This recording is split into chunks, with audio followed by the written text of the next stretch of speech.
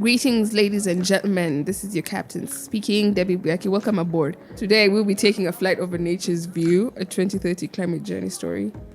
Kicking off from Nairobi, making a stop at food production, maybe another stop as well at fertilizers and storage. I hope you enjoy this climate journey story. Seatbelts on and wheels up.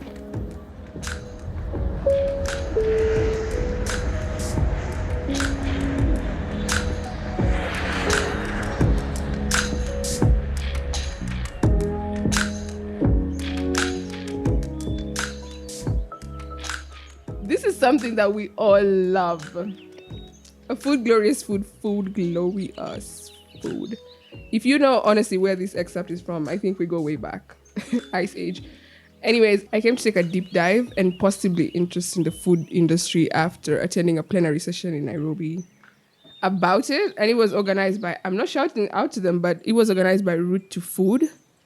And they had such a huge conversation about food and the dynamics of power and politics involved in the food industry, which I took a bit of interest and went ahead to research on. That's why we have a whole dedicated episode on food production and climate change. We were such a nice plenary. We even had a comic book with a hypothetical saga and the politics that played. It was a great plenary and day to actually think back. We also had like samosas and tea afterwards. Anyway, let's get into it. What role does climate change play in developing, planting, harvesting, storing, selling, and generally just placing a plate of food on the table? As I realized, it takes much more time and process to get a simple, balanced meal on the table, and we should recognize and appreciate all the efforts and the key parties that play into placing a balanced meal on the table. By the way, when I say balanced, I also include fruits in it, and some of y'all, including my friends, hardly take fruits. Please, let's have fruits. Anyways, so if we start talking about food, we have to take the various aspects of it, and I hope I will manage to capture a lot of it as we go through. So from the root of things, no pun intended, let's see how the food conveyor belt actually works. If I may give you a little bit of statistics, which is very important to remind ourselves, who actually feeds the majority of the population on planet Earth, which, by the way, I also found out a few days ago. This is April of 2023. So a few days ago, actually, India is now leading in the world population as opposed to China. They're, I think, 1.4 billion over that, which is crazy. So you can imagine how much food and resources that will be needed to feed such populations in the next 10 to 20 years. So food production and climate change is something we have to really talk about. So here are the statistics. It's the peasants that actually, quote unquote peasants, that feed the population. They feed the equivalent of 70% of the world's population using less than 30% of the world's land, water, and agricultural resources, which is honestly such a conundrum. How can 70% of the population be fed and rely only on 30% of the land, water, and resources for agriculture? This also brings the notion of climate change and how we are over-exploiting the land instead of actually spreading it out and diversifying how we can produce food more sustainably. But anyway, at the end of the day, we are alive by God's grace because this math doesn't make sense at all. So for food to end up on the table, there are various factors put into it. Walk with me. Let's start. The seeds, the quality of the seeds, in fact, the soil and its quality in terms of fertility, and then what nuts are going to it, how to make it more fertile or how to induce fertility. We will actually speak about that a little bit. Our big word, of course, climate change, or the patterns in planting. It's called like planting seasons, especially in my country. We have 2 major planting seasons, sometimes 1, depending on the region you're in. So climate change also, if we have a planting season that's not quite predictable in terms of rainfall and all that, so how do we go about it? The water and the irrigation systems, the fertilizers, and this is something quite churning, especially seeing the harm it brings. And maybe if we have time in the end, we could speak more about fertilizers and their poisons. Also linking all of this to the previous episodes on biodiversity loss. We are actually killing the rest of the life in in regards to soil and agriculture in the name of killing weeds. Is in insecticides, or in the name of fertilizing the soil.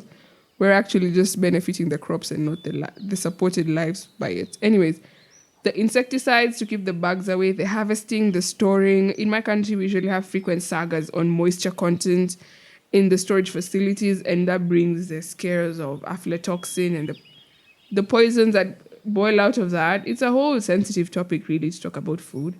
Then the packaging and the processing of the food, and finally into the consumer market and on your table in form of a plate. So this is a whole rundown on how food production happens, and let's get into it. So what happens if all these conditions, starting from the seeds, the water, the climate, the fertilizer, the insecticide, what happens if all these conditions are not right? And as human beings, currently had numerous spikes in lifestyle diseases, all of this being related to how we consume food, what food we consume, and how it's been made generally, and all this being numerous concerns, but also symptoms of what is actually wrong in the food industry. We have a lot of health issues, but as I'm calling them, these are just symptoms of what is actually happening in the food industry, because that's what we are consuming daily. I will try to point out the issues we need to be aware of, and by this raise awareness on how we could improve and help the so-called peasants who are feeding more than half of the planet. How could we be supportive to their cause and make that burden less of a burden to them and empower them so we can also be empowered health-wise and also food-wise. So here goes. The best seeds need to be home or locally developed seeds. As per each country, we have different populations, and different population needs different climate zones, climate areas. So the best seeds are those that are developed locally, with the instances and the background checks of the local place being in perspective. For example, we have different climatic zones in my country, and the seeds, the maize being our staple food, the maize seeds grown in the western side of our country are those suitable for that side, because it's usually rainy, and the eastern region of my country is dry. So we have drought-resistant maize seeds developed specifically for that area. So when it comes to growing food and seeds, we don't have more of one size fits all, not only in different regions of our country, but different countries of the planet as well. So the seeds need to be locally developed and grown. The health of the soil usually needs and also depends wholly on the fertilizers and the pesticides and all the chemicals we put into it. I will, by the way, attach more or less, it's like a real life documentary or movie that's available, I think, on Netflix or whatever, that brings to light all the issues that come with fertilizers and pesticides and how we're damaging not only the soil, but ultimately us and all the cancers that are going around. This will be a great avenue for you to understand how the food we consume actually is the one killing us. So I recently saw and also applaud the government of Tanzania for returning to organic fertilizers as a country. This is more or less of animal manure and compost manure. And for a whole country to decide they're going back organic, that would be so nice. In my country, I don't think we have such a platform yet to have such a conversation in terms of going back to organic manure, because it's possible. And the fertilizers and pesticides industry is a whole money-making, money-minting industry. So suggesting such things, especially in my country, would be such a buzz and a conundrum. But anyways, I will still applaud those people that are trying to go back to the organic side. But listen, if you grow your own vegetables and food at home, which you should, quit buying chemical fertilizer. This is like across the world for anyone listening. Quit buying chemical fertilizer. It's not that much healthy, and most of the effects are actually not printed on the papers. So you're safer going with a compost heap. Build a small compost heap for your leftover vegetables and your leftover disposable, biodegradable stuff. And that's the safest way, especially after watching this film. We need to go organic, and this is just like a side note. But pesticides and fertilizers are a key thing when it comes to food production, because the pesticides that we use get into the soil, and we put seeds in the soil and the seeds grow in such soil and end up on our tables. So we are actually consuming such chemicals and it's not safe. That's what I'm trying to say with all this talk. But now, when you get to climate change and food production in terms of how it affects one or the other, if there are no rains, then how will the crops grow? If the predictability of the planting seasons, especially in my country, if we have no predictable patterns for the next maybe 5 years, how are we supposed to know how we will feed the population in that time? And that leads to the whole conundrum of importing food from outside and buying food. And this also has a detrimental effect on the farmers because they're also investing in farming. And when the food is scarce, they go into losses. When there's no rain, they go into losses because they've had plowing and all that put into investment. So this is where climate change crosses with food production. The unpredictability and unsustainability, especially if your country, as my country, depends mostly on rain-fed irrigation. And this is something we will talk about in a different season on how water is such a huge elephant in the room. Water is the lifeblood of Earth. And just like the Earth, we too are made of water. So when we talk about having a whole country depend on rain-fed irrigation, yet we have countries in the Middle East that are doing so well when it comes to growing food. How do they do it in the desert? What can we talk about underground water reserves and surface water stress? But that's something we'll get a deep dive in during the next season. So water stress both on the ground and surface water has been felt and will continue to be felt. So how will the crops grow if all these are uncertainties? And what will we eat? In such a wake, alternative sources of water like temporal dams, and this is something I've seen recently the Masa is doing, having to set up temporal dams for harvesting and storing rainwater, harvesting rainwater and planting drought-resistant crops is a great option on how we can curb the menace on food production and climate change. Store water, harvest water, or if the place is sufficient enough, just look into groundwater as opposed to surface water. When it comes to climate change and food production, it is exactly what I said in the biodiversity episode.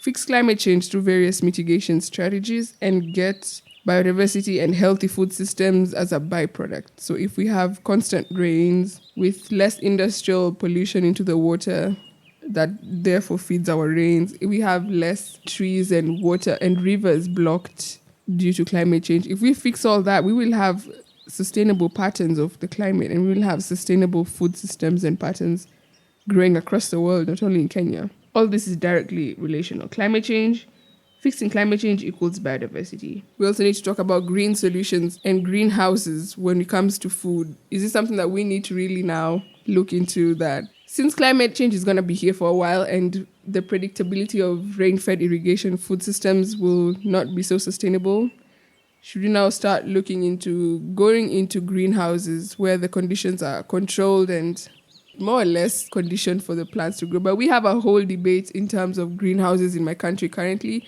People prefer the food and crops that are grown out in the field as compared to the ones grown in the greenhouses because most of them are so, I don't know, they look not so real. Like the tomatoes are so red and so ripe and they don't quite taste as good as the ones in the field. So this is a whole conversation generally, but anyways, when it comes to the health hazards, and this is in relation to storing of food and bring back empowerment to the farmers, at that point, governments should first devolve agriculture as opposed to making it the central agenda. Each climatic zone, this is in the Kenyan context, each climatic zone has its different divisions and climate-oriented self.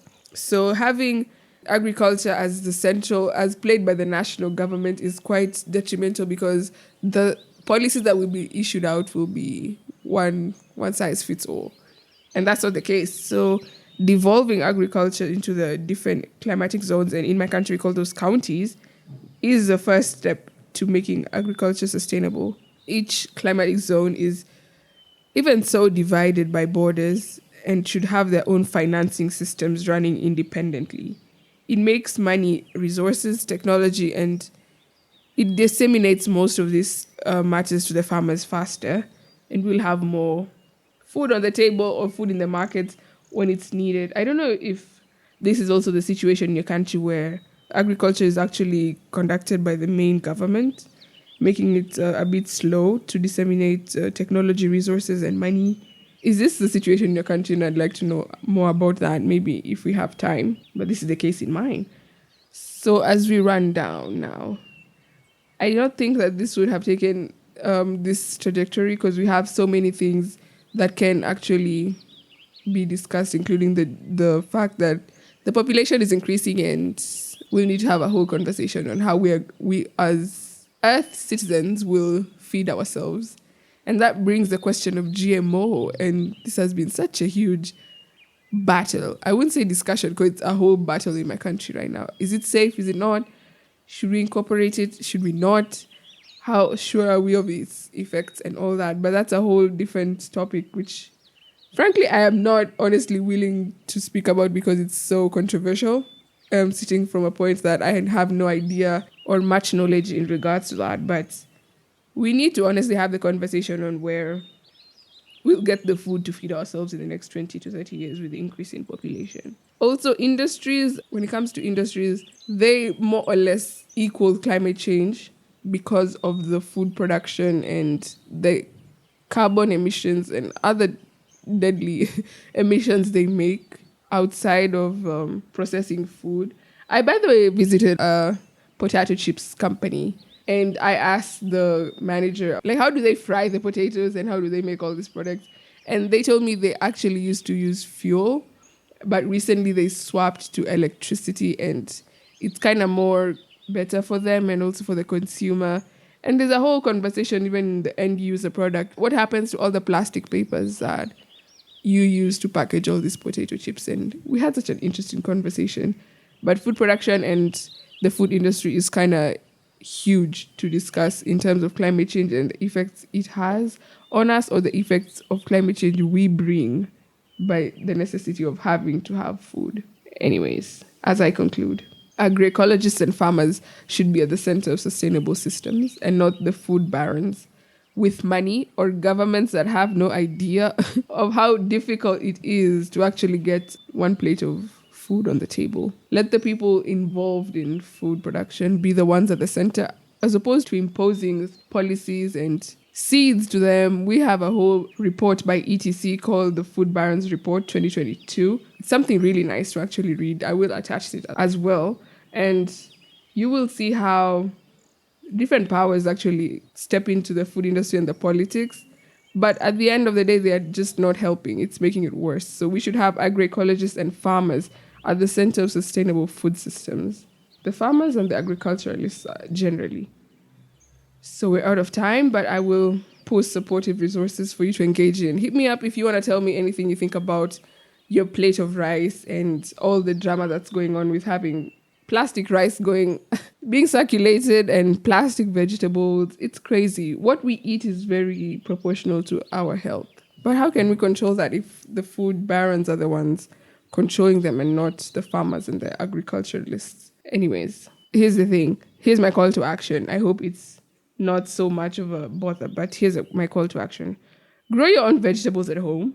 And there's no excuse if you have no space. There's a whole report I can attach for you guys if you wanna on how to grow like a whole vegetable garden in your balcony and consume less space. I could show you how, but let's keep talking on this and we'll see. My friend's actually not so up to this on growing their own food, but it's the only safest way. You hear we're having plastic vegetables out here, so grow your own food. Thank you for listening, and hey, that was a tasty episode for Earth.